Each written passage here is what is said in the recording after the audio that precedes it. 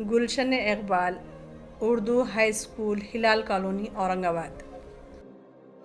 अस्सलामु अलैकुम रहमतुल्लाहि बरकातहू। मैं गुलशन इकबाल स्कूल उर्दू की मालिम, क्लास 5वीं, सबक नंबर 14, एक ख्वाब। इसके मुसन्निफ़ है शमीम हनफी।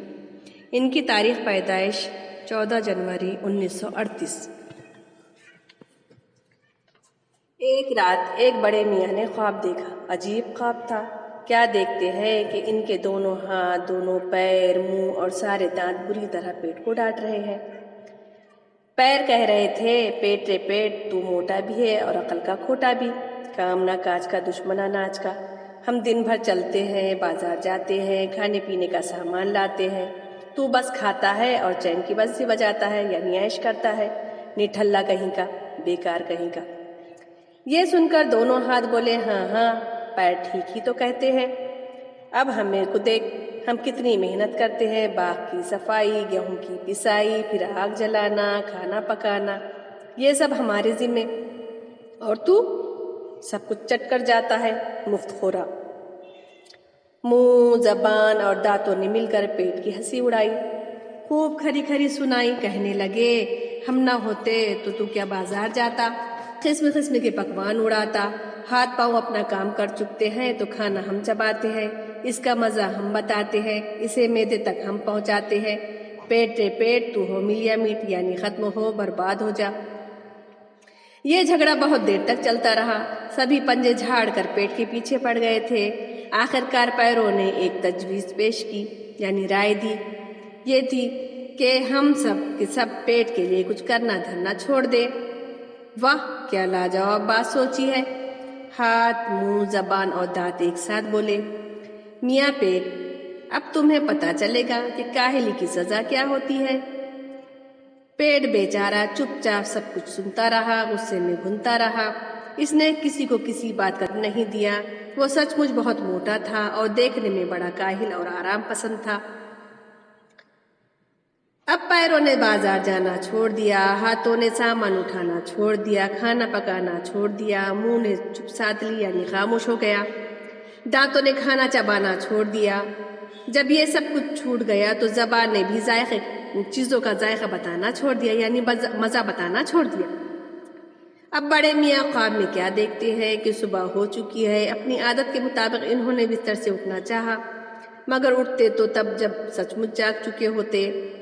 वो तो बस ख्वाब में जागे थे। उठना चाहा तो लगा पांव बेजान होकर रह गए हैं। फिर हाथ हिलाने की कोशिश की तो हाथों ने भी कोई हरकत ना की, ना मुंह खोल सके, ना ज़बान से कुछ बोल सके। यूं लगता था जैसे बीमार पड़ गए हो। ख्वाब इसी तरह जारी रहा। कई रोज तक बड़े मियाँ इसी तरह पड़े रहे। धीरे धीरे इनकी ताकत जवाब देती गई। कुछ समझ में ना आता था कि क्या करे। कहाँ तो हाथ पांव, मुंह, जबान, दांत जब देखो पेट को जली कटी सुनाते थे, और बेचारा पेट सबकी सुनता रहता था। वो कुछ न कहता भी क्या। और अब ये हाल था कि किसी में भी कुछ कहने की साख्त यानी ताकत ना रह गई थी।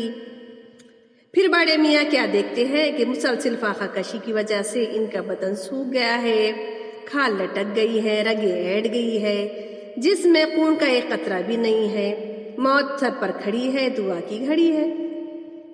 अब हाथ पांव, मुंह, जबान, दांत इतने कमजोर हो गए हैं कि पेट से लड़ भी नहीं सकते।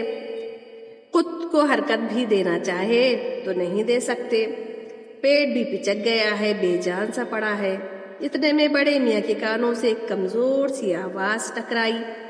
इनका एक पैर कह रहा था, ए दोस्तों, हमें ये बात मान लेनी चाहिए कि हमसे बड़ी भूल हुई। हमारे पेट ही ने अपनी रही सही ताकत के बल पर हमें अब तक जिंदा रखा।